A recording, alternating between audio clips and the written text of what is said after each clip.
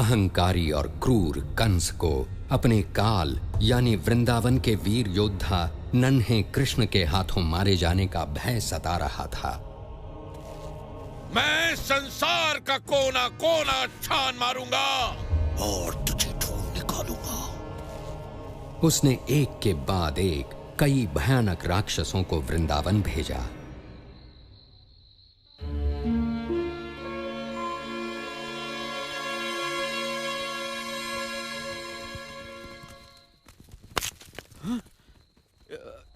यही सही रास्ता है ना? यही सही रास्ता है।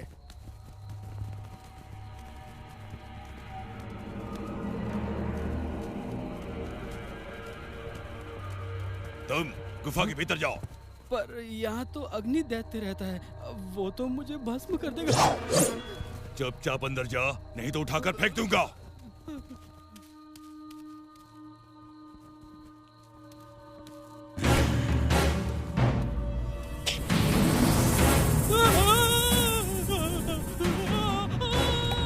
मेरी नींद खराब करने वालों को मैं सदा की नींद सुला दूंगा।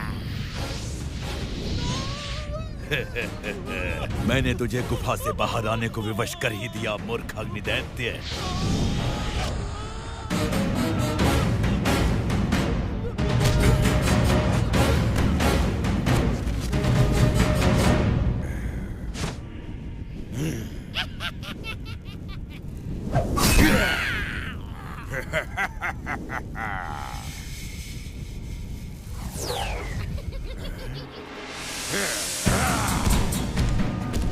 तू नर्क की अग्नि में चलेगा मूर्ख, और ये शुभ कार्य मेरी अग्नि से ही होगा। तेरी अग्नि बुझाने के बाद किसी को भी नहीं जला पाएगा तू।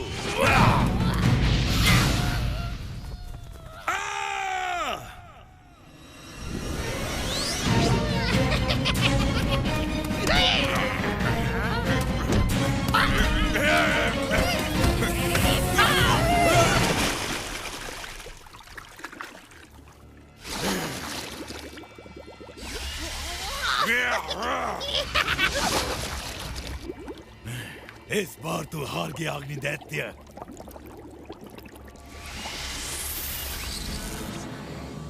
इस बार मैं हारा प्रलंबसुर, पर अगली बार बारी तुम्हारी है। पर आज तुम रास्ता भूल के यहाँ कैसे पहुँचे? महाराज कंस की आज्ञा है कि उनके काल के दूत को भस्म कर दिया जाए, इससे पहले कि वो उनके विनाश का कारण बने। मैंने भी उसकी चर्चा सुनी है।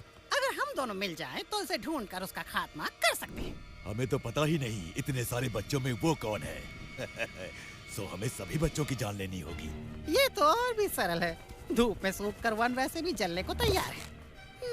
मैं वन के पेड़ों और उनके छांव में खेलने वाले सभी बच्चों को जला दूंगा और महाराज का काल शीघ्र ही भस्म हो जाएगा। अपनी मशालें दिखाओ।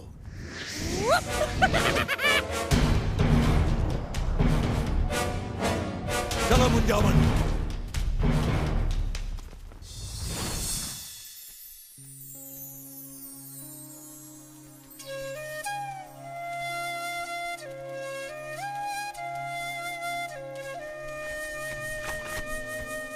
तुम्हारी बांसुरी कितनी सुरीली और मधुर है कृष्णा। हाँ, ये पेड़ भी इसे सुनकर प्रसन्न है। मैं भी प्रसन्न हूँ। जरा देखो तो सामने से कौन आ रहा है। बहुत ही बढ़िया विचार है मेरे भाई। तो फिर मेरे विचार को पूरा करना चाहिए बलराम। मेरा विचार तो कहता है कि इन गोपियों के हांडी का दूध कैसे पिया जाए, और इस बार ये विचार पूरा होगा। मधु, सुबाला, वेश बदलने को तैयार हो जाओ। कौन सा वेश? हाँ, सही कहा तुमने।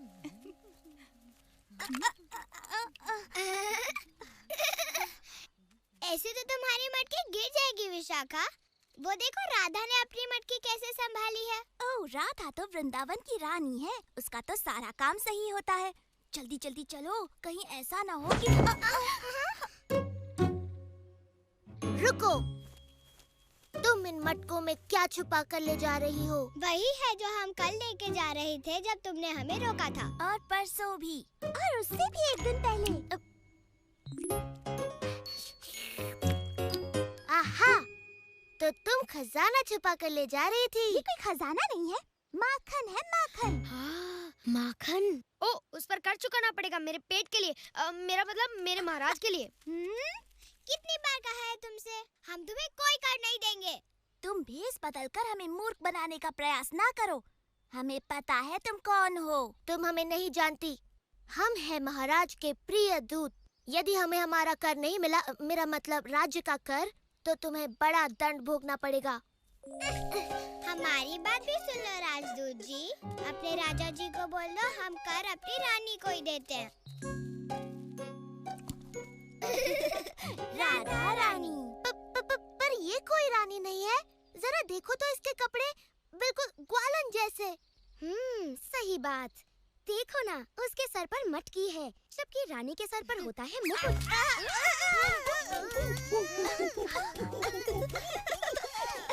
और तुम्हारे सर पर बंदर का मुकुट। बंदर मुकुट वाला बंदरों का राजा।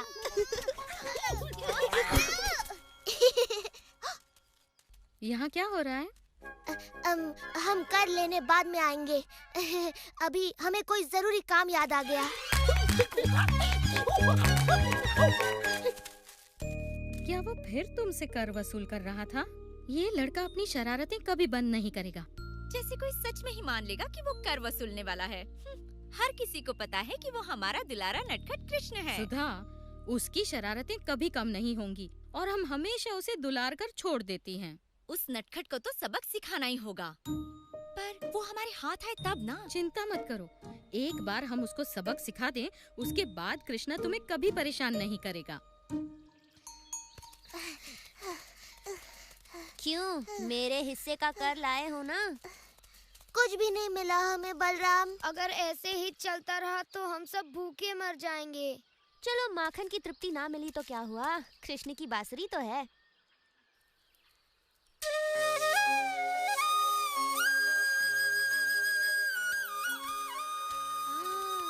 तुम्हारी बांसुरी सुनकर मन ऐसे प्रसन्न हो रहा है जैसे मेरा पेट मक्खन खाने के बाद हो जाता है। वाह, कृष्ण की बांसुरी सुनकर अब कुछ नया खेल खेलने का मन कर रहा है। चलो देखते हैं किसमें कितना बल है। हो जाए रस्साकशी। चलो हो जाए कृष्णा। जो हारेगा वो विजेता को अपने कंधे पर बिठाकर नदी तक घुमा कर लाएगा। खींचो।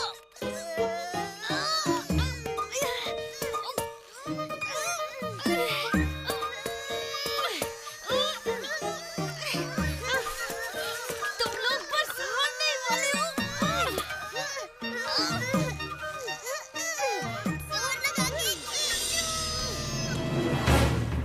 ठहरो।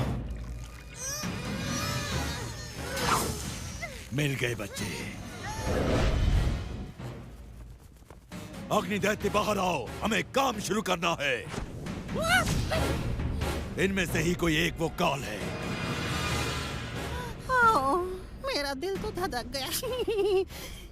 चलो इन सारे बच्चों को अपनी आग में भून देता हूँ। रुको, अगर तुम ऐसे जाओगे तो वो भाग जाएंगे। पहले मैं उनको वन की ओर लेकर आता हूँ, फिर तुम सही समय की प्रतीक्षा करना और सारे पेड़ों में आग लगा देना। तब उनका वहाँ से जीवित निकलना असंभव होगा। वाह, बड़ी भभकती योजना है प्रलंबसुर। वन की ओर चलो।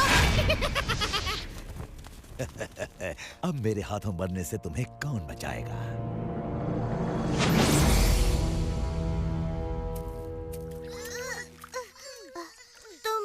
तुम खेलों में अभी आया बलराम।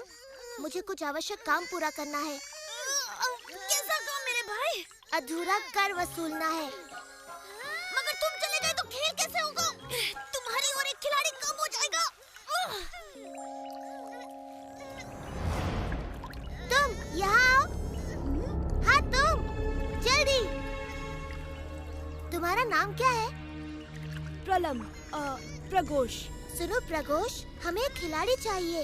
क्या तुम हमारी ओर से खेलोगे? मैं अभी आया मित्रों, तुम सबके लिए माखन और दूध वसूल के।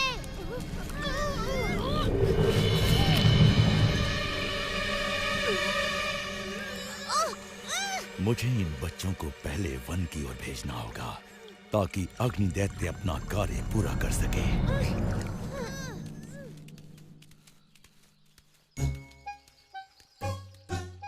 आहा, लड़कियां बिल्कुल अकेली हैं। पेट में जगह है ना दादी? क्योंकि आज हमें बहुत भारी कर मिलने वाला है।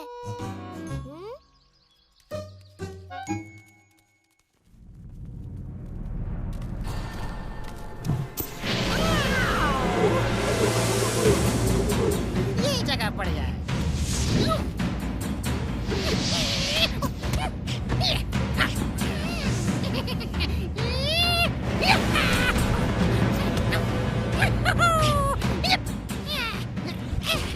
खड़े खड़े मेरा कर्तव्य क्या देख रहे हो मूर्खों? जला डालो सब कुछ।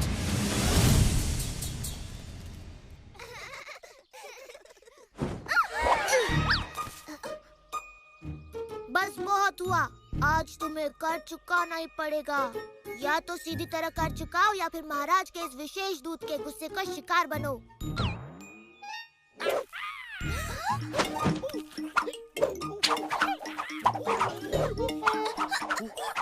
रोको इस दूत को, हम कर चुकाने को तैयार हैं। रुक जाओ। अब की तुमने समझदारी की बात। चलो अपना कर निकालो।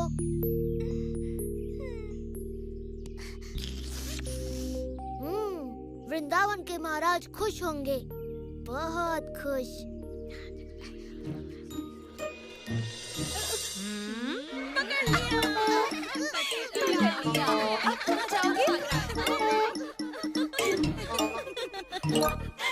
तो महाराज के विशेष अधिकारी, आपको आपका कर मिल गया।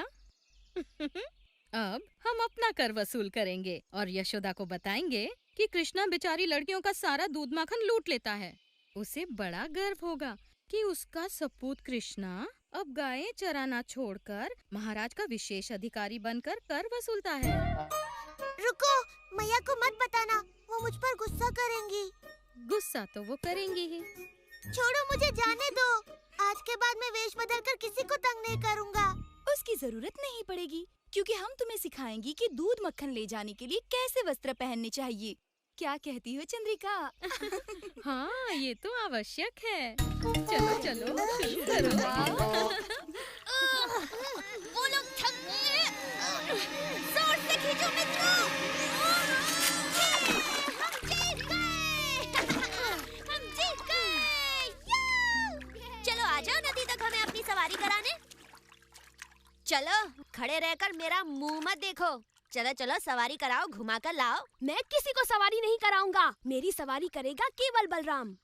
मेरी सवारी अब सीधे मृत्यु द्वार पर जाकर रुकेगी। अरे हाथी की तरह नहीं, घोड़े की तरह दौड़ो, घोड़े की तरह तेज और तेज।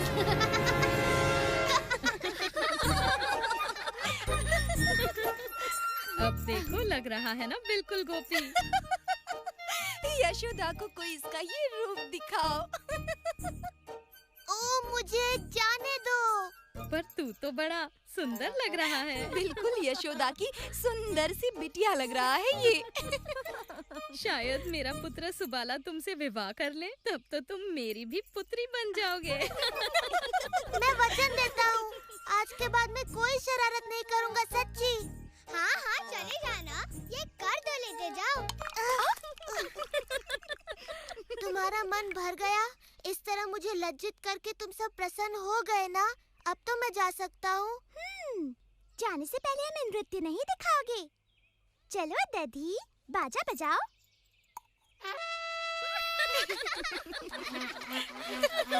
नाचो कृष्णा, नाचो।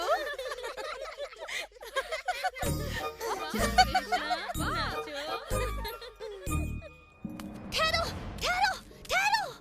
लगता है तुम रास्ता भूल गए। नहीं बलराम, मुझे पता है हम कहाँ पर हैं। रघुष, ये तुम कर क्या रहे हो?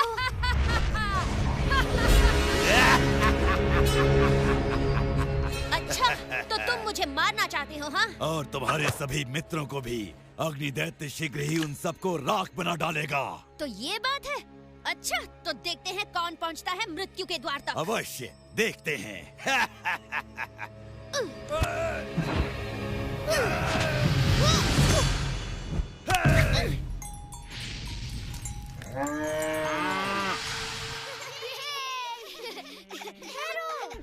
वो देखो।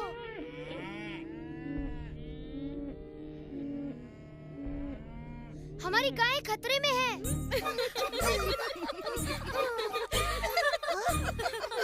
तुम रुक क्यों गए?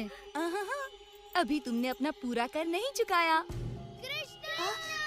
तुम्हें कुछ सुनाई दिया? वो देखो।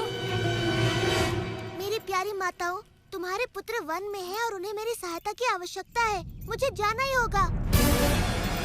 सुबाला, मेरा सुबाला, मेरा सुदामा।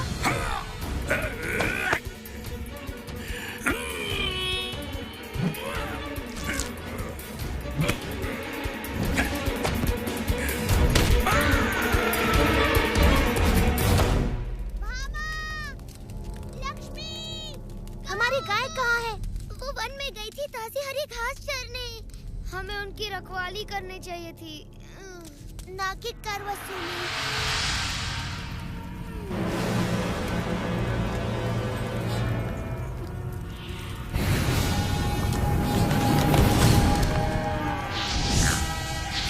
वो वन की आग में फंसी है।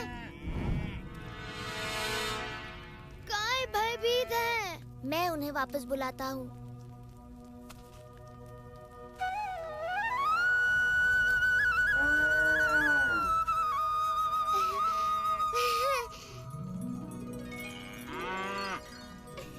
सुंदरी, तुम ठीक तो हो ना?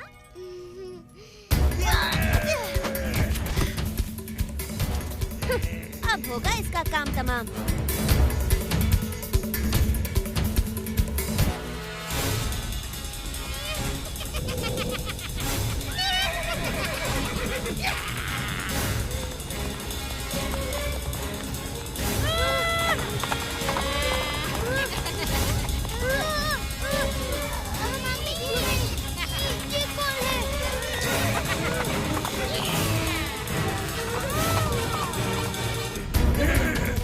अरे टोप को मत उतारना, तुम्हारी भद्दी शक्ल देखकर बेचारे पशु डर जाएंगे। अब तू नहीं बचेगा दुष्ट बालक। बहुत मजाक कर लिया तूने प्रलंबसुर के साथ। हम मजाक करके ही धूल चटाते हैं। अब मैं तुझे चींटी की तरह मसल डालूंगा दुष्ट।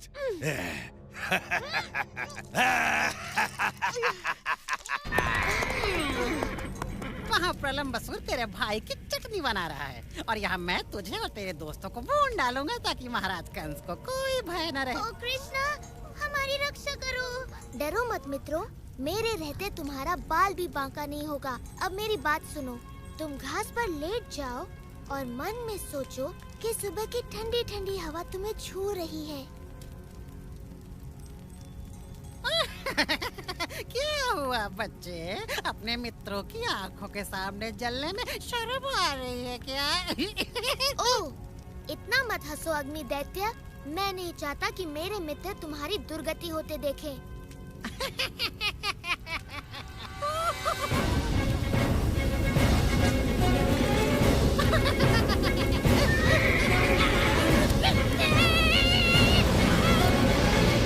तेरा अंत आ गया। महाराज कंस प्रसन्न होंगे। ज्यादा प्रसन्न मत हो राक्षस। तेरा कंस बहुत ही दुखी होगा जब उसे पता चलेगा कि तेरा वध एक बालक ने किया है।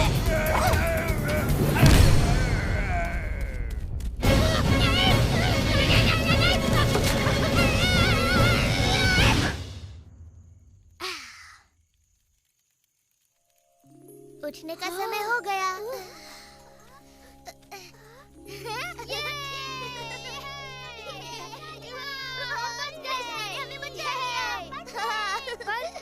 बलराम कहाँ है? अग्नि दैत्य ने कहा था कोई राक्षस उसे मार डालेगा। तुम लोग उस अंगीठी की बातों में आ गए। अरे वो तो खूब धुआंधार झूठ बोल रहा था।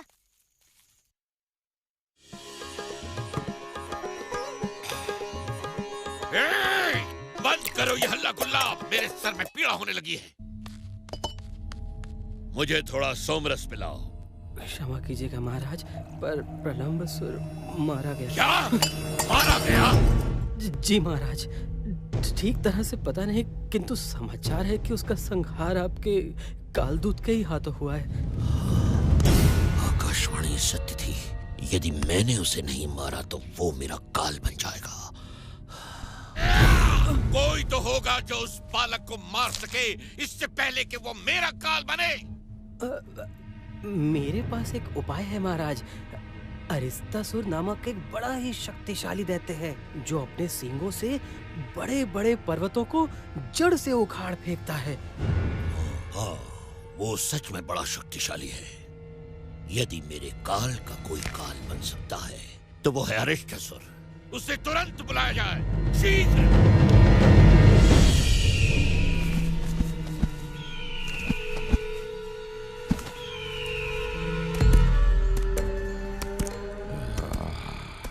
वृंदावन तो यहाँ छिपा बैठा है कंस का काल। अब नहीं बचेगा ये बालक।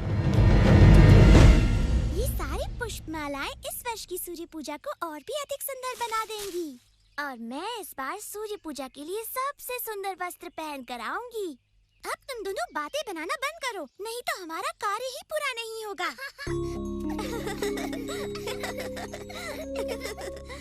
राधा, ये क्या कर रही हो? सूर्य पूजा के लिए पुष्प चुन रही हूँ। सूर्य पूजा के लिए पुष्प, वो भी मेरी अनुमति के बिना? हमें तुम्हारी अनुमति की कोई आवश्यकता नहीं। देखा तुम लोगों ने? ये लड़कियाँ मेरे पुष्प चुरा रही हैं।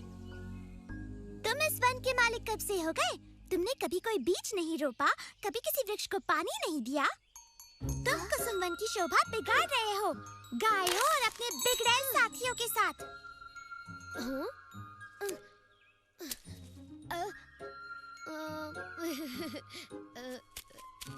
तुम होती कौन हो निंदा करने वाली मुझ जैसे सदाचारी सज्जन की? हाँ, सज्जन और सदाचारी कृष्ण, जिसने जन्म होते ही एक नारी के प्राण हर लिए।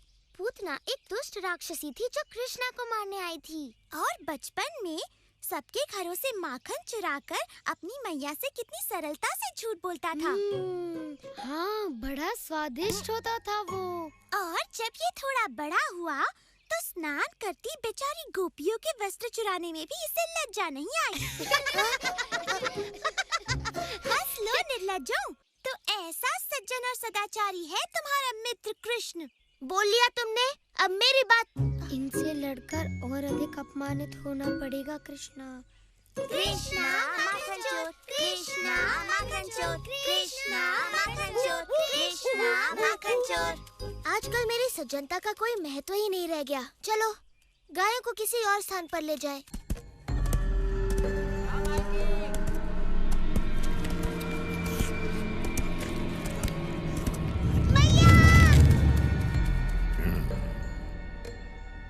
ये तो बड़ा डरपोक बालक था, ये वो नहीं हो सकता। अरे कोमल, तुमने मेरे लाल को कहीं देखा? हर शाम मैं व्याकुल होकर उसके वापस आने की राह देखती हूँ। तुम्हारी व्याकुलता मैं समझती हूँ। मैं भी उसकी वापसी की प्रतीक्षा करती हूँ। उसके नए नए कारनामे सुनकर बड़ा आनंद आता है। नए नए कारनामे? आहा, हो न हो ये वही है। रुक कर प्रतीक्षा करता हूँ। ललिता, विशाखा, देखो यहाँ के पुष्प कितने सुंदर हैं, परंतु वहाँ तक मेरा हाथ ही नहीं पहुँचता। ये कैसी आवाज है? किसी गाय के गले की घंटी होगी। सो जाओ भाई। ये घंटी की आवाज नहीं लगती। ये क्या कर रही है?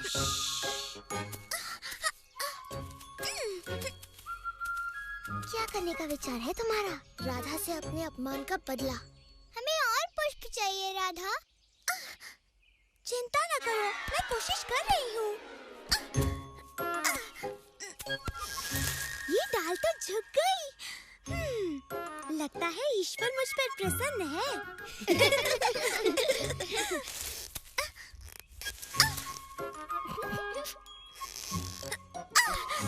आ गई पकड़ने। ललिता, विशाखा, बचाओ! आहा, पुष्प चोर फिर आ गई। हमें अपने पुष्पों का ध्यान रखना होगा मित्रों। चल हट। हाथ छोड़ दो राधा, हम तुम्हें पकड़ लेंगे।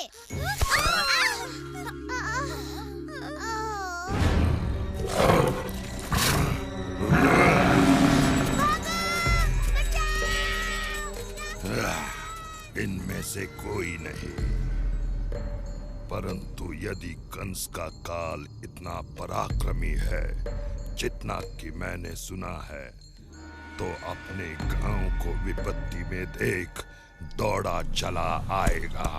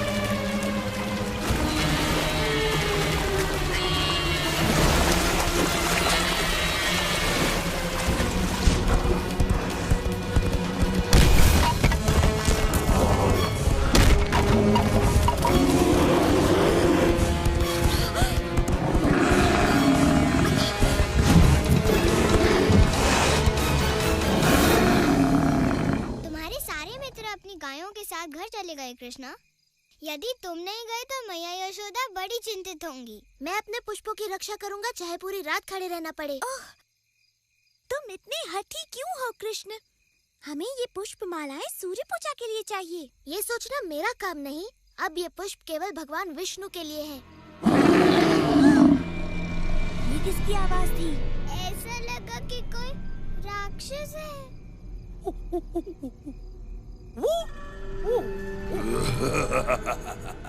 आओ कृष्णा, बचा लो अपना प्रिय वृंदावन। रुक जाओ कृष्ण, ये कोई षड्यंत्र है। हो भी सकता है, पर मैं वृंदावन वासियों की पुकार अनसुनी नहीं कर सकता। कृष्णा!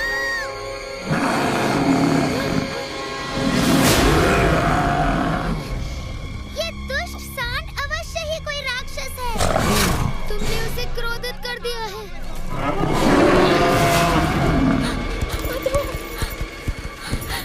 इन्हें क्षमा कर दो। कृष्णा!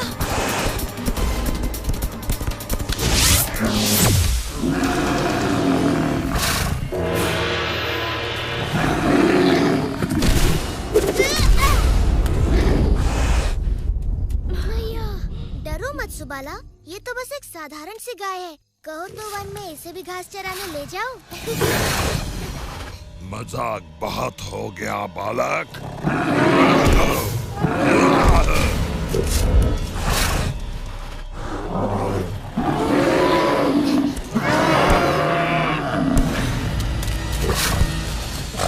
तुम कोई राक्षस नहीं हो, एक नीच और अधर्मी पशु हो। तुमने वृंदावन वासियों को क्यों भयभीत किया हुआ है? यदि मुझसे लड़ना चाहते हो तो एक राक्षस की तरह लड़ो, किसी कीड़े की तरह नहीं।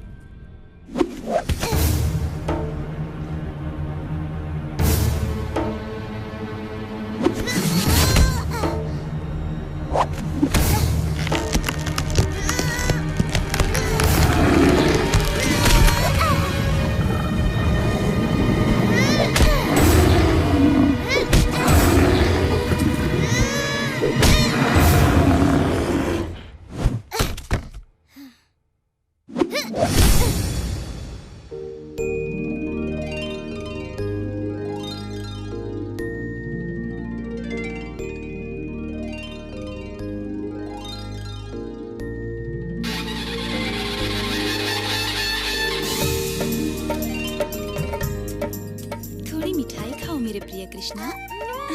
धन्यवाद। एक और? स्वादिष्ट। नहीं बस और नहीं। कृष्णा मेरे हाथ से भी।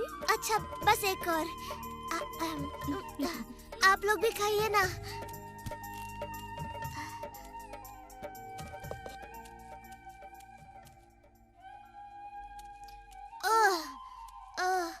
खा खा कर तो मेरे पेट की हांडी बन गई।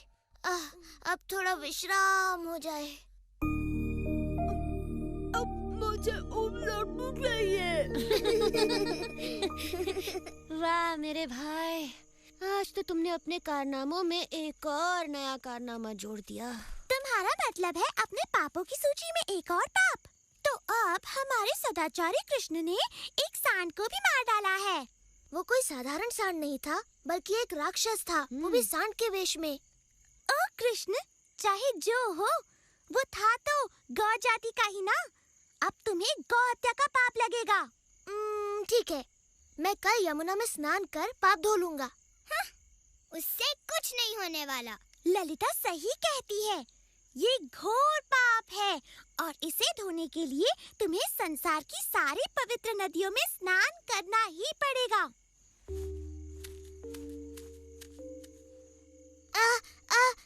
मुझे एक अच्छा उपाय सूझा है। पूरा संसार घूमने से अच्छा है मैं सभी पवित्र नदियों को यहाँ लाकर उनमें स्नान कर लूं। ओह कृष्ण, सपने देखना छोड़ो। सपने देखती जाओ।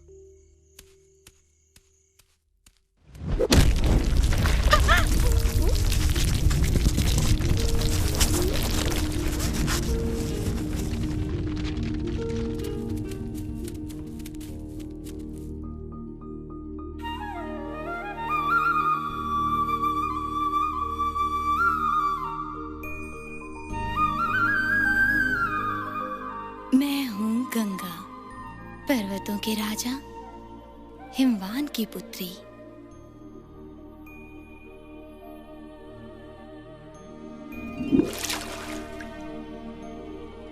मैं हूँ कावेरी। मैंने ब्रह्मा के आशीर्वाद से नदी का स्वरूप धारण किया है।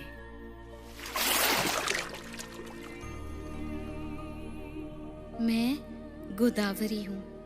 मेरा जल आप ही की तरह मधुर है श्री कृष्णा। मैं हूँ सरस्वती। मेरा नाम सदा वेदों, संतों और भगवान विष्णु के साथ लिया जाता है। मैं नर्मदा हूँ। मेरा जन्म भगवान शिव के शरीर से हुआ है। और मैं हूँ आपकी प्रिय यमुना, सूर्य देव की पुत्री, यम की बहन। आपके स्पर्श मात्र से मैं पवित्र हो जाऊंगी। कृपया मेरे जल में प्रवेश करें। ये मेरा सौभाग्य होगा।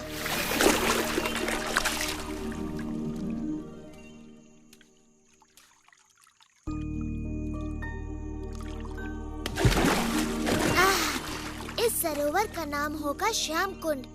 इसका जल पवित्र और शीतल है और श्याम कुंड में स्नान कर मेरे समस्त पाप धुल गए हैं। पर तुम तीनों पाप की भागी बन गई हो, राक्षस अरिष्टासुर का पक्ष लेकर। आओ श्याम कुंड में स्नान करके अपने पाप धो लो। नहीं, तुम्हारे पाप धोकर अब ये जल अशुद्ध हो गया है। हम अपना सरोवर स्वयं बनाएंगी। हाँ, यहीं पर जहाँ अरिष्टासुर ने अपने पैरों से गड्ढा बना दिया।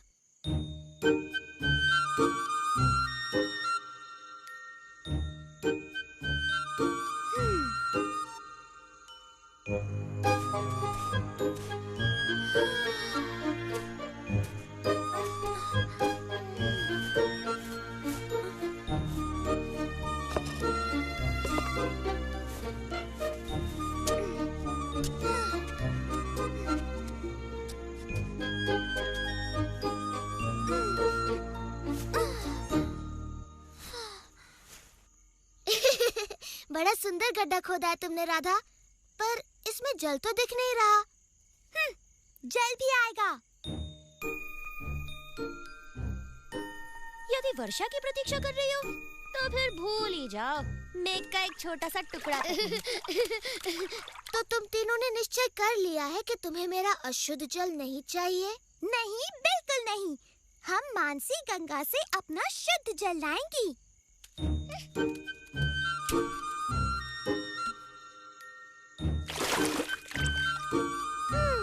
क्या मुझे इनकी सहायता करनी चाहिए बलराम? तुम्हारी सहायता के बिना ये कुछ नहीं कर पाएंगी भाई।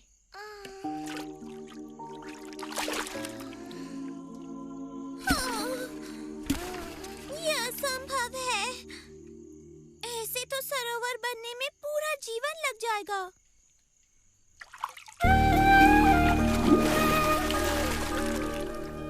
ओ राधा, तुम तो थक गई और निराश हो गई हो। हमें सेवा का अवसर प्रदान करो। हम तुम्हारा ये सरोवर अपने पवित्र जल से भर देंगे। जी, धन्यवाद। हमारे पास और कोई रास्ता नहीं।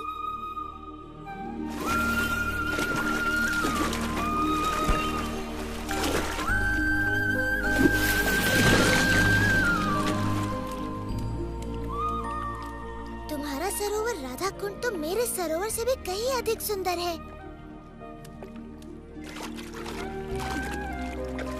ये सरोवर सदा मेरा प्रिय रहेगा और मैं यहाँ प्रतिदिन स्नान करूँगा। तुम्हारा सरोवर भी बड़ा सुंदर है कृष्णा। मैं प्रतिदिन यहाँ अपनी सखियों के साथ स्नान और जल क्रीड़ा किया करूँ।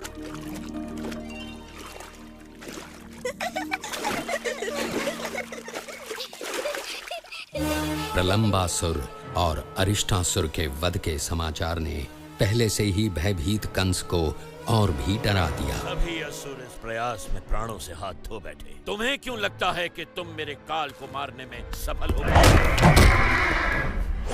क्योंकि मैं हूँ केशी और मेरे पैरों तले धरती कांप उठती है।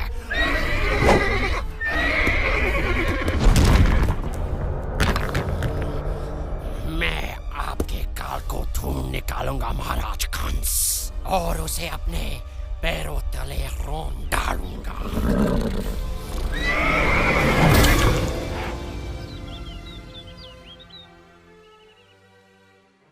इन मोतियों के आभूषण पहनकर दीपावली पर हम वृंदावन की सबसे सुंदर गोपियाँ लगेंगी। इनसे सजकर हम ऐसे चमक उठेंगी जैसे दीपों की पंक्तियों से घर।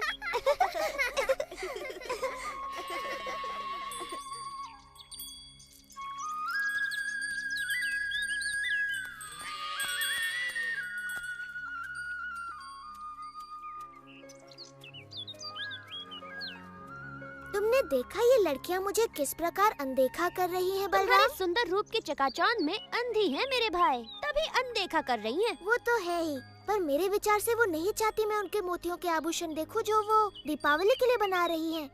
चलो देखते हैं क्या ये हमारे साथ अपने आभूषण बांटने को तैयार हैं।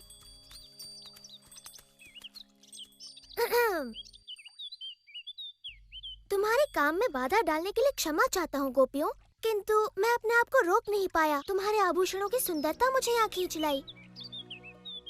मेरे मित्र भी दीपावली का त्योहार मनाना चाहते हैं। क्या तुम उन्हें अपने कुछ मोती दोगी ताकि वो भी तुम्हारी तरह अपनी सुंदरता बढ़ा सके? मुझे नहीं पता था कि सुबाला और मधु को अपनी सुंदरता का इतना ध्यान है। मैं उनकी बात नहीं कर रहा, मेरा मतलब था हंसी और हरिणी। प्यारी गोपियों, तुम्हें अपने आभूषणों पर इतना अभिमान है कि तुमने इन भोली भाली गायों के साथ अपने आभूषण बांटने की मेरी विनती भी अनसुनी कर दी। तुम बड़े अच्छे हो कृष्णा, पर ये मोती केवल राजा रानियों के लिए हैं। तो तुमने सिर्फ 2 गायों के लिए ही क्यों मांगा? अपनी सारी गायों के लिए मांगना चाहिए था ना।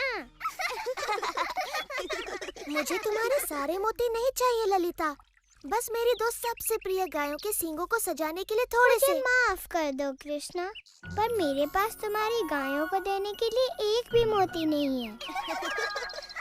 ठीक है, रहने दो, इनके लिए मैं मोती ढूंढ लूंगा।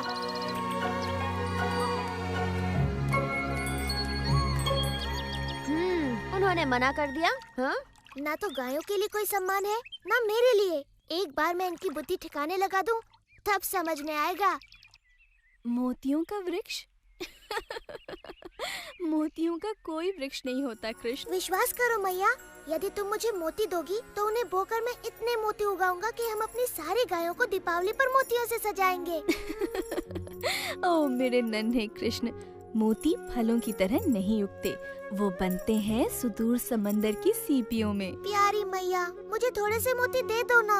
वचन देता हूँ 3 दिनों में वो उगाएंगे और तुम्हारे पास पहले से कहीं अधिक मोती होंगे।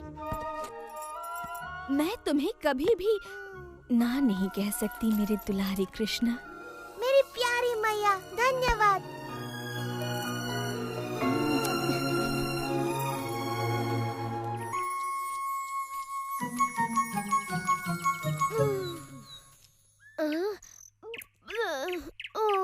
क्या हम मोतियों की खेती करने के स्थान पर स्वादिष्ट ताजा मक्खन नहीं उगा सकते?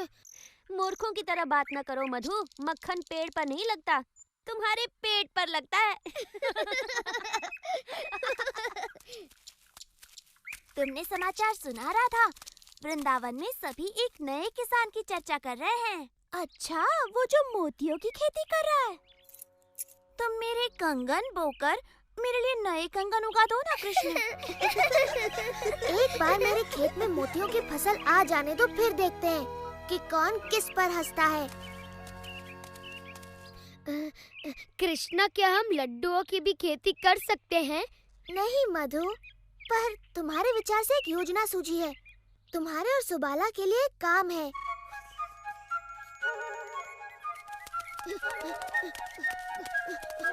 गोपियों, रुको। अगर तुम्हें बोने के लिए और मोती चाहिए तो हमारे पास नहीं है। हमारे पास सुंदर से मोती हैं, लेकिन कृष्णा ने पूछा है क्या तुम हमें थोड़ा सा दूध दे सकती हो? ओह, खेत में काम करके इन्हें प्यास लगाई होगी। नहीं, ऐसा नहीं है। दूध तो उसे अपना खेत सींचने के लिए चाहिए। क्षमा करना, किंतु ये दूध इस कार्य के लिए उपयुक्त नहीं। विशाखा ठीक कहती है, कृष्ण के पवित्र मोतियों के लिए इससे काम नहीं बनेगा। तुम्हें चाहिए नागफनी का दूध।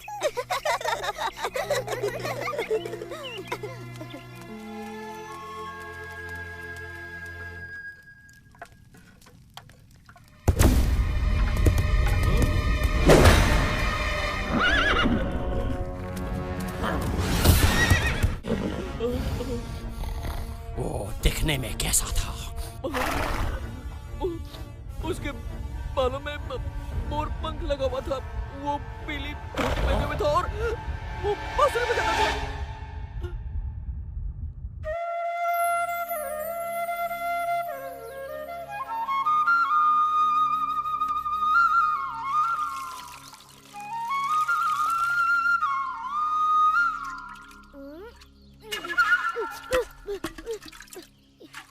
ये ठीक बात नहीं है कृष्णा। दूध मोतियों के साथ मनुष्यों को भी बढ़ने में सहायता करता है। जितनी इच्छा उतना दूध पी लेना मधु। बस एक बार तुम जैसे गोल मटोल मोती उग जाए। कृष्णा, देखो, मोती अंकुरित होने लगे। मोती अंकुरित होने लगे। इनकी सुगंध अद्भुत है। भंवरे भी इनकी सुगंध से मदमस्त हो रहे हैं। ये अद्भुत सुगंध कहाँ से आ रही है? तुम्हारे मोतियों से मैया, वो उगने लगे। उग तो रही है, परंतु मोतियाँ नहीं, कांटे। कृष्णा, देखो, एक मोती खिला। ये तो हमारे हुए मोतियों से कहीं अधिक सुंदर और बड़े हैं। हम धनी हो गए। हम धनी हो गए। ये अवश्य कृष्ण का कोई छल है। ये नकली मोती हैं। मैंने आज तक ऐसे सुंदर मोती नहीं देखे। इतनी सारी मोती, कितनी सुंदर है। इसी का भय था। कृष्ण की मोतियों के सामने हमारे मोती फीके दिखने लगेंगे। अगर हम उसे कुछ मोती मांगे तो वह बिल्कुल भी मना नहीं करेगा। हमारा दुर्व्यवहार देखकर अब वह हमें मोती तो नहीं, ताने अवश्य देगा। इस दीपावली पर हम सबके हास्य का पात्र बनेंगे। ऐसा नहीं होगा। हमें पता है कृष्ण ने मोती कैसे उगाए हैं। ये बड़ा सरल है। हम भी मोतियों की खेती करेंगी। हाँ, और हमारे मोती उसके मोतियों से अधिक सुंदर होंगे। क्या तुम लोग पागल हो गई हो? कृष्णा ने ऐसी सरलता से कर लिया तो क्या तुम भी कर लोगी? उसने तो गोवर्धन भी उठा लिया था, तो क्या तुम भी उठा लोगी? मोतियों की खेती आसान नहीं है, देवताओं के लिए भी। कृष्णा तो हमेशा ही ऐसे चमत्कार करता रहता है, पर क्या तुमने कभी एक भी चमत्कार किया है? मोतियों की खेती कोई चमत्कार नहीं है, इसमें कृष्ण की कोई माया नहीं। वृंदावन की दिव्य भूमि है ही इतनी उपजाऊ। हाँ, हमारे वृंदावन की दिव्य भूमि यमुना के जल की तरफ अद्भुत है। हम मोती बोएंगे और दूध के साथ साथ उन्हें घी और माखन से सींचेंगे। तब तो कृष्ण की मोतियों से हमारे मोती कहीं अधिक सुंदर और बड़े उगेंगे। आओ, रुको, बोना ही है तो ये छोटे मोती क्यों? हमारी माँओं के पास बड़े बड़े आभूषण हैं। हाँ, जितने बड़े बीज उतने सुंदर फल। विशाखा, राधा, सच में माँ, तुम्हें इनसे 10 गुना मोती वापस मिलेंगे। घबराओ मत मैया, हमें अच्छी तरह पता है हम क्या कर रहे हैं।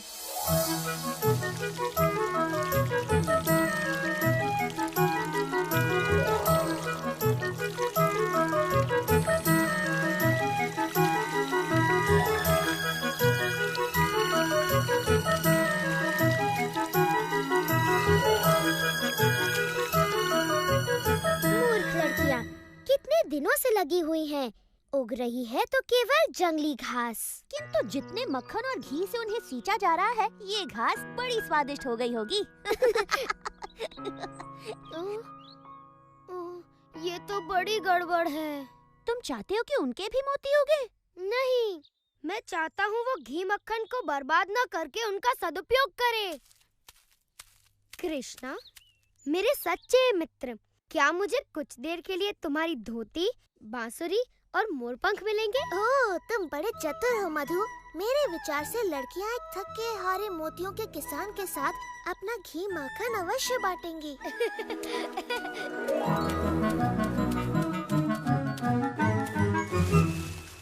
कौन है? कृष्णा, यदि तुम हमसे हमारे सुंदर मोती मांगने आए हो तो यहाँ से चले जाओ। मुझे अपना मुख दिखाने में भी लज्जा हो रही है। तुम तो मुझसे कहीं अधिक अच्छी तरह से मोतियों की खेती कर रही हो। यदि तुम थोड़ा सा घी और माखन मुझे दे दो तो मैं अपने मोती कम से कम तुम्हारे मोतियों के आधे आकार के तो कर सकूं। अब जबकि तुम अपना घमंड फुलाकर हमारे पास आए हो, हम थोड़ा सा माखन तुम्हारे साथ बांट सकते हैं। धन्यवाद, धन्यवाद। हाँ? गोपियों, इधर आओ। तुमने देखा हमारे मोतियों के ये पौधे कृष्ण के मोतियों से अलग हैं। ललिता सच कहती है, हमारे खेतों में तो कुछ भी नहीं उगा, सिर्फ कांटों वाले पौधे उगे हैं। ये बात किसी को पता न चलने पाए, विशेष तौर पर माताओं को।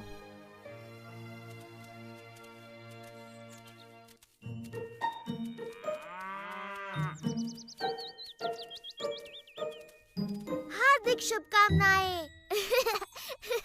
सुना है तुम्हारे खेत में फसल लहलहा उठी है। अच्छा, तुम्हें किसने बताया? एक नन्ही चिड़िया ने, जिसके पैर में एक कांटा चुभ गया था।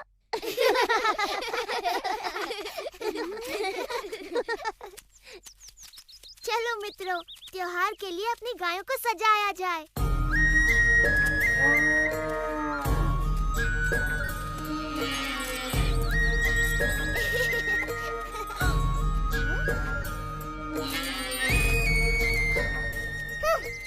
माताओं को जब पता चलेगा कि हमने उनके सारे मोती खो दिए तो वो बड़ी क्रोधित होंगी। मैंने तो पहले ही कहा था, पर तुमने मेरी बात ही नहीं सुनी। ये सब कृष्णा ने किया। मैं समझी नहीं विशाखा। वो झाड़ियों में छुपा था, याद है?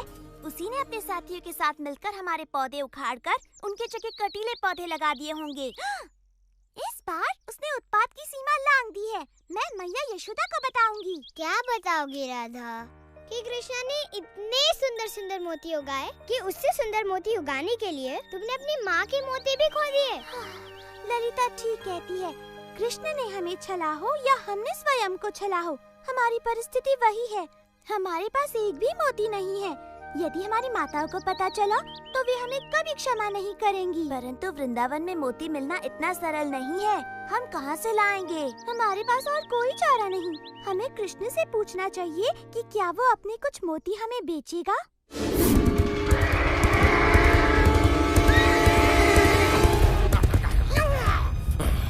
कहाँ है वो बालक?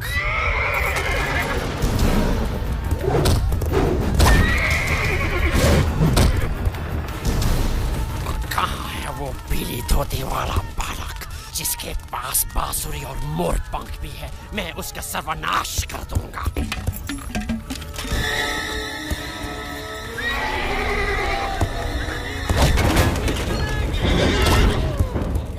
चलो यमुना पियो।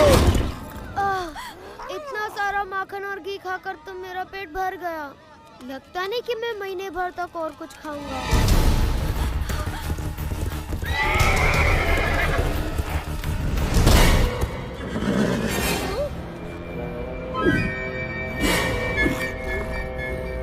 आखिर मैंने तुम्हें ढूंढ निकाला कंस के काल। मैं काल नहीं मधुमंगल हूँ। नहीं, तू कंस का काल कैसे बनेगा? क्योंकि मेरे पैरों से कुचले जाने के बाद तुझे कुछ करने का मौका ही नहीं मिलेगा।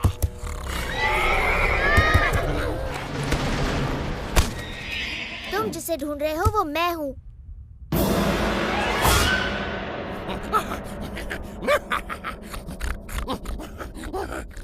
कम से कम उस लड़के में थोड़ा बहुत मांस तो था। तुझे तो मैं बाएं पैर से ही मार दूंगा बच्चे। इससे डरो मत। केशी बिल्कुल हमारे खेलने वाले काठी के घोड़ों जैसा है। अब देखेगा तो कि मैं कितना खतरनाक हूँ और क्या कर सकता हूँ।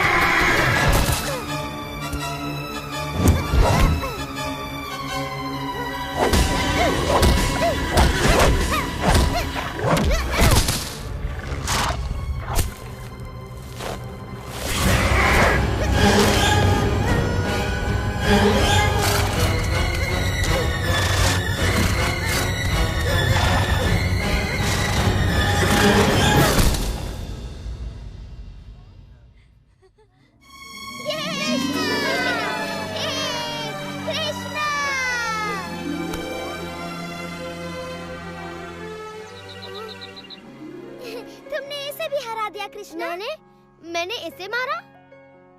पूरी तरह तो नहीं मेरे मित्र, परंतु भेष बदलकर वीरता पूर्वक इसे मुझ तक तो तुम ही लाए। मैं अब कभी भी तुम्हारा रूप नहीं धरूंगा कृष्णा, चाहे जितना भी घी माखन मुझे खाने को मिले।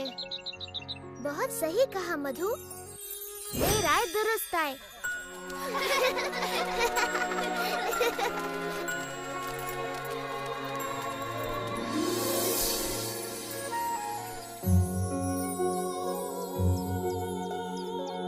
वाह मेरे भाई, अच्छी फसल लहलाने लगी। हाँ, बस बेचारी गोपिकाओं के फसल में कुछ भी नहीं होगा। लगता है उनके सारे मोती कीड़े खा गए। हमने सुना है कि कृष्ण अतिरिक्त मोती बेच रहा है सुबाला। हमें भी कुछ खरीदने की इच्छा है। परंतु मोती के बदले तुम दोगे क्या राधा? दूध मक्खन तो यहाँ नहीं चलेंगे। एक बात बताओ, तुम वही गोपियाँ हो ना जिन्होंने मेरी गायों के लिए मोती और मेरी मोतियों की खेती के लिए थोड़ा सा दूध देने से मना कर दिया था? मैं अपने सारे मोती यमुना में फेंक सकता हूँ, परंतु तुम्हें एक भी नहीं देने वाला। हम स्वर्ण से मूल्य चुकाएंगी। तुम्हारे घरों का सारा धन और तुम्हारे घर का मूल्य भी जोड़ दो, तब भी मेरे एक मोती का मूल्य नहीं चुका पाओगी। तुम हमेशा हमारे साथ ऐसा क्यों करते हो कृष्णा? कृपा करो कृष्ण, हम अपनी माताओं के लिए तुम्हारे मोतियों की मूल्य से अधिक चुकाने को तैयार हैं। तुम्हारी माताएं? अच्छा, तब बात अलग है। तुम तो जानती ही हो, माताओं का नाम सुनकर मैं पिघल जाता हूँ, है ना मित्रों? हाँ, कृष्णा को मैया से बड़ा प्रेम है। हाँ, बिल्कुल। तुम्हारी माताओं को मेरे सबसे सुंदर मोती मिलेंगे। धन्यवाद कृष्णा। धन्यवाद कृष्णा, तुम बड़े दयालु हो। वो तो मैं हूँ ही, पर धन्यवाद मेरा नहीं, अपनी प्यारी माताओं का करो।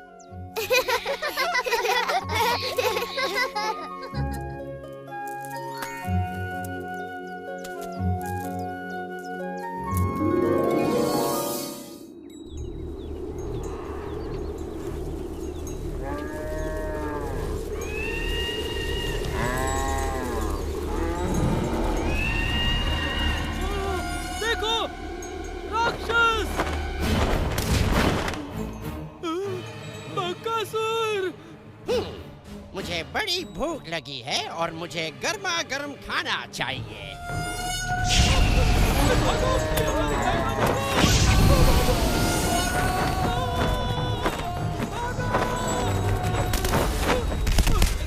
यदि तुम मुझे गाय नहीं खाने दोगे तो मैं तुम्हें ही खा लेता हूँ।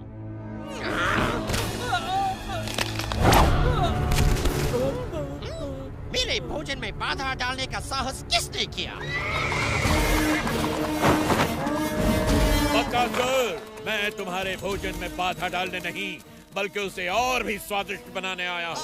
और ये आप करेंगे कैसे महाराज कंस, जबकि आपने तो मेरे भोजन को भगा ही दिया। मैं तुम्हें अवसर दे रहा हूँ कि तुम मेरे काल को मारकर उसके स्वादिष्ट नर्म मांस का आनंद उठाओ। आपका काल महाराज, वो बालक जिसने आपके भेजे सभी राक्षसों का वध कर दिया, आप चाहते हैं कि अब मैं उसके हाथों बलि चढ़ूं? ये कैसा उपहास है महाराज? ये उपहास नहीं बकासुर, यदि तुम उसे मारने में सफल रहे तो मैं तुम्हारे लिए आजीवन स्वादिष्ट भोजन का प्रबंध करवा दूंगा।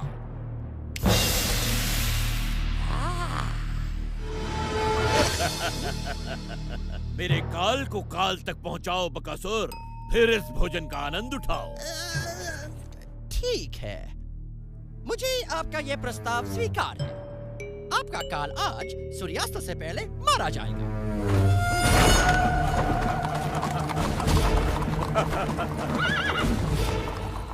कंस का काल जो भी है धन्य है, जिसके कारण हमारी गायें बच गई। सच कहा तुमने, हमारी गाय बचाने के लिए तुम्हारा धन्यवाद। हम इतनी देर से चल रहे हैं, मेरे पैर तो पत्थर की तरह भारी हो गए हैं। अगर इस सरोवर के बीच में कोई रास्ता होता तो हम लोग वृंदावन जल्दी पहुंच जाते। हमारे थके हुए पैरों को भी शीतलता मिलती। मुझे किसी ने मारा। तुम जो भी हो, इसी समय हमें सताना बंद कर दो। नहीं, रुक जाओ। नहीं, बस करो। रुक जाओ। हम राक्षस हैं, वैजयंती की गेंदों से आक्रमण करने वाले। अब तुम हमें नहीं मार पाओगे।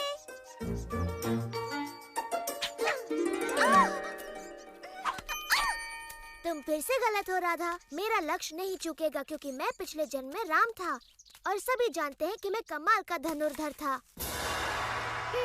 झूठा कहीं का। क्या कहा तुमने? उसने कहा कि तुम झूठे हो। तुम कभी राम नहीं थे। राम तो साहसी योद्धा थे। कृष्ण का साहस तो केवल बेचारी निहत्थी गोपियों पर ही दिखता है। तुम्हें मुझ पर विश्वास नहीं? पर मैंने धनुर्धर राम का रूप धरा था। धनुर्विद्या में महारत हासिल करने के लिए मैंने ऋषि वशिष्ठ से शिक्षा ली। जब मुझे पता चला कि महाराज जनक ने अपनी पुत्री सीता का स्वयंवर रचाया है और जो भी उनके शिव धनु की प्रत्यंचा चढ़ाएगा वो सीता का विवाह उसी से करेंगे, समझी? ओह, किंतु जब सभी महाबली शिव धनु उठाने में असफल रहे, मैंने उसे इतनी शक्ति से उठाया कि शिव धनु भंग हो गया पल भर में। किंतु जब सीता से मेरा विवाह हुआ, मेरे पिता ने मुझे अयोध्या छोड़कर दंडकारण्य में वनवास पर जाने का आदेश दिया। वहाँ सीता और अपने भाई लक्ष्मण के साथ मैंने वन वन घूमकर सभी दुष्ट राक्षसों का संहार किया। परंतु तभी रावण ने मेरी प्रिय पत्नी सीता को हर लिया और मेरे परम भक्त जटायु के प्राण ले लिए। फिर मैंने रावण की लंका ढूंढ निकाली और वानरों की सहायता से उसका संहार किया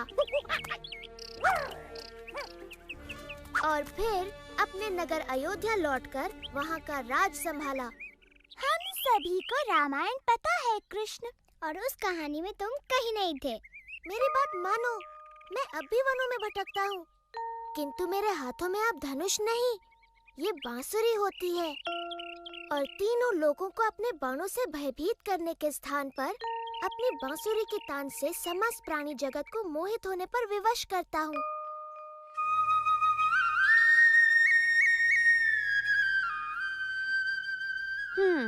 मुझे नहीं लगता ये तुम पर विश्वास कर रही है भाई। कृष्णा की ऐसी बातों पे कोई भी विश्वास नहीं करेगा। यदि ये भगवान राम की तरह कोई वीरता भरा कार्य कर दिखाए तो हम इसकी बातें भी माने। यदि तुम इस सरोवर पर वृंदावन के लिए एक पुल बना सको, जैसे श्री राम ने वानर सेना की सहायता से लंका के लिए बनाया था, तो हम तुम्हारी बातों पर विश्वास करें। तो तुम यहाँ हो कृष्णा, लो आ गई तुम्हारी वानर सेना। यदि तुम्हें पुल ही चाहिए तो ठीक है, बन जाएगा।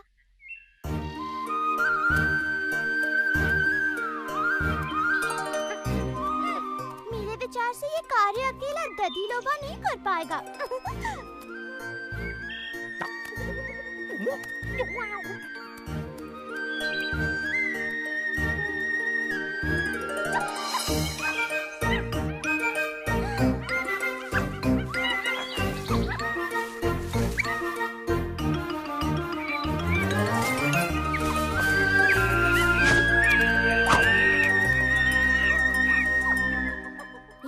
के लिए धन्यवाद मेरे मित्रों।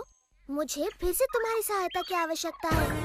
इन गोपियों के लिए सरोवर पर एक पुल बांध दो ताकि ये सरलता से घी माखन वृंदावन ले जा सके।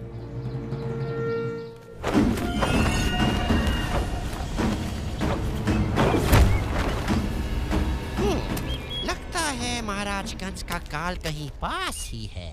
मैं उसे सूंघ सकता हूँ।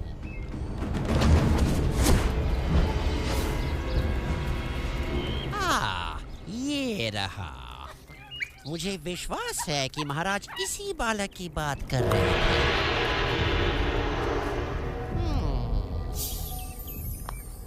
और महाराज को दिया वचन पूरा करके मैं इसे अपना भोजन बना सकता हूँ।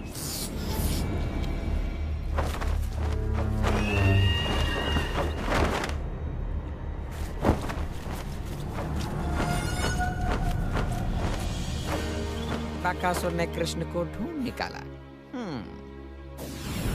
इंद्र, क्या मैं उसे अपनी अग्नि से भस्म कर दूं? नहीं अग्निदेव, हमें कुछ देर प्रतीक्षा करनी चाहिए।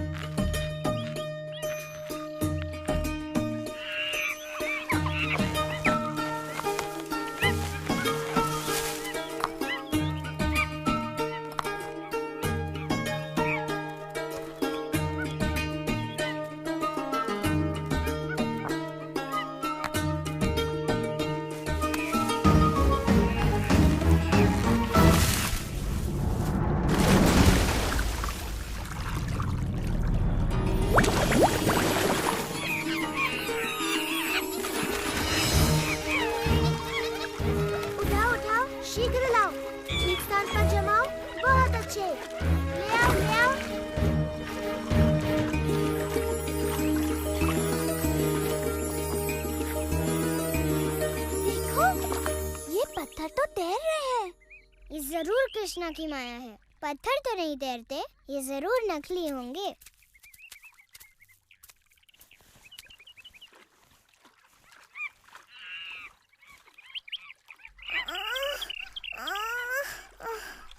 मैं नहीं उठा सकती।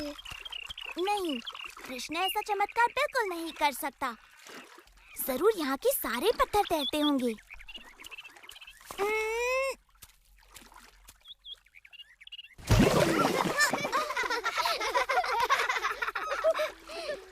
यदि तुम मेरी सहायता नहीं कर सकती तो मेरे कार्य में बाधा तो मत बनो।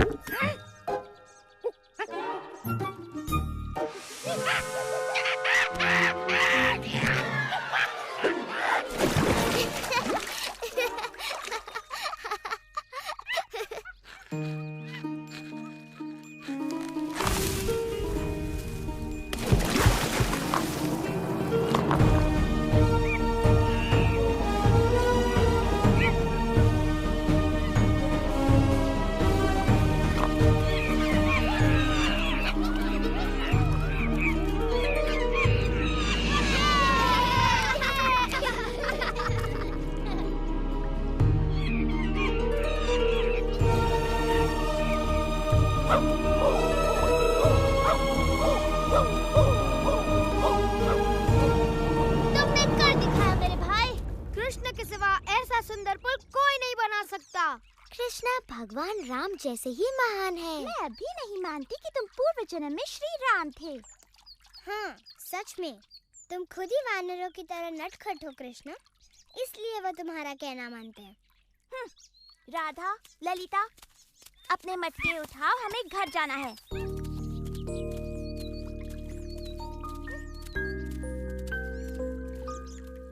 तो वृंदावन तक पुल बनाने का ऐसा धन्यवाद दे रही हो तुम मुझे? रुको, तुम्हें इस पुल पर जाने के लिए कर चुकाना होगा। जैसे हाँ, तुम्हारी हांडी में से थोड़ा मक्खन।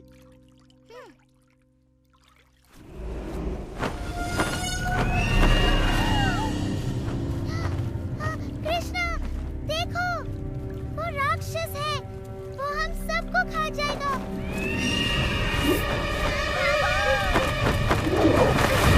कृष्णा, भागो नहीं तो ये तुम्हें खा जाएगा, भागो। डरने की कोई बात नहीं, ये बस एक साधारण सा पंछी है। कृष्णा, कृष्णा हट जाओ, वो तुम्हें खा जाएगा। कृष्णा, बच्ची,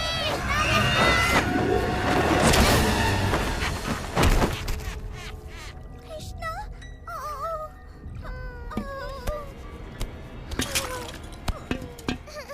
ओ कृष्णा। महाराज का ये काल तो बन गया मेरा नेवाला।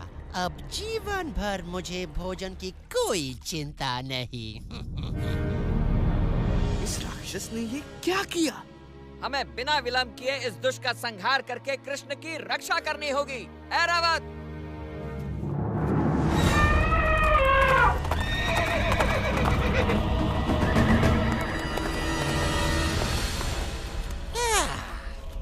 इंद्र, आओ आओ, तुम्हारा स्वागत है। मैंने ऐसा क्या कर दिया कि मुझे देवों के दर्शन होने लगे? हम तुम्हें दर्शन देने नहीं बल्कि तुम्हारा नाश करने आए हैं।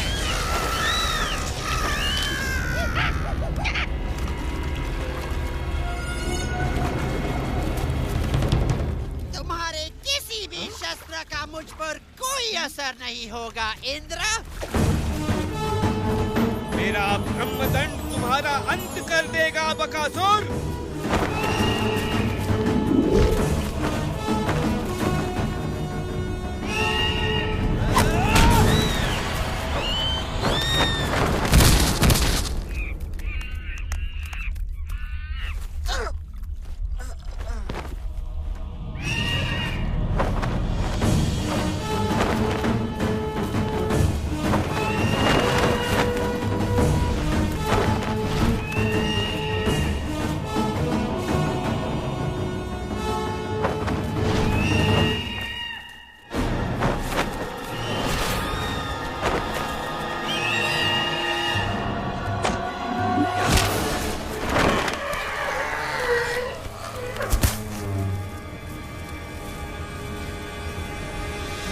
तेरा अंत निकट है बकासुर।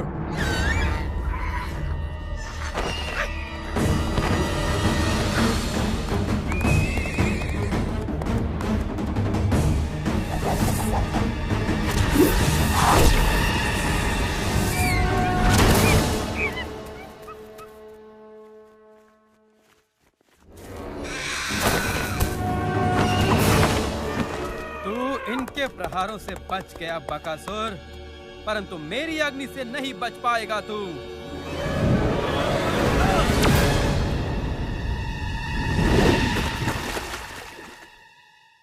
अंततः इसका अंत हो ही गया।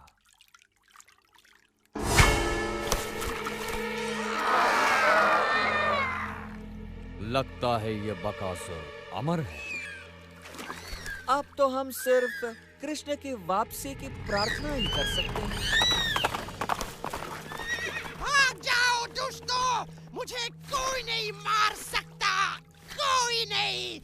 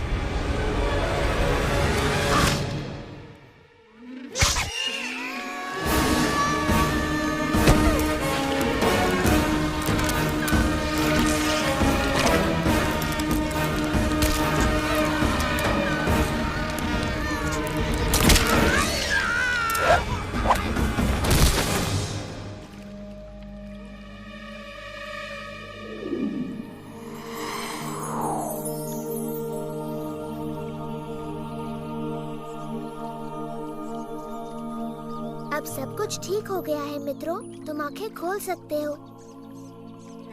कृष्णा, ओ कृष्णा, तुमने हम सबको उस राक्षस से बचाया। कृष्णा,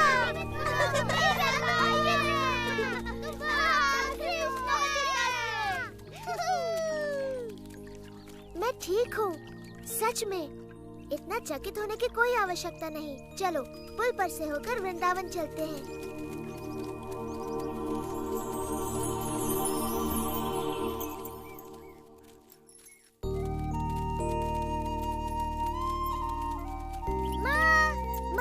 क्या हुआ? पता है आज क्या हुआ?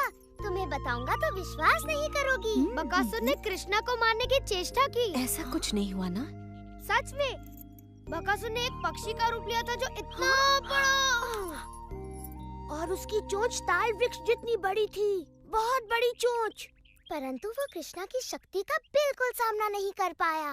कृष्णा ने खाली हाथ उस दुष्ट राक्षस को मार गिराया। इन नन्हे हाथों से जो कमल की पंखुड़ी के समान कोमल और शीतल है, ये तो असंभव है। तुम उस राक्षस का मृत शरीर अपने आँखों से देख सकती हो मैया, जो सेतु बंध के किनारे पर पड़ा है। कृष्ण ने उसकी चोंच ऐसे तोड़ दी जैसे वो कोई घास का तिनका हो। तब तो उस राक्षस से उसने मेरे प्रिय मधु के प्राणों की भी रक्षा की। धन्यवाद कृष्ण, धन्यवाद, धन्यवाद कृष्णा, धन्यवाद। मैंने इसका वन जाना इसलिए बंद करवाया क्योंकि वहाँ राक्षस थे, परंतु वो दुष्ट इसके पीछे यहाँ भी आ पहुँचे। उनसे इसकी रक्षा असंभव है। मेरा नन्हा कृष्णा, आज से तुम बस घर पर ही रहोगे। वन जाने की कोई आवश्यकता नहीं। गायों को कोई और चरा लाएगा। सच कहूँ तो मेरी वीरता की ये सारी कथाएं झूठी हैं मैया, है ना? बोलो।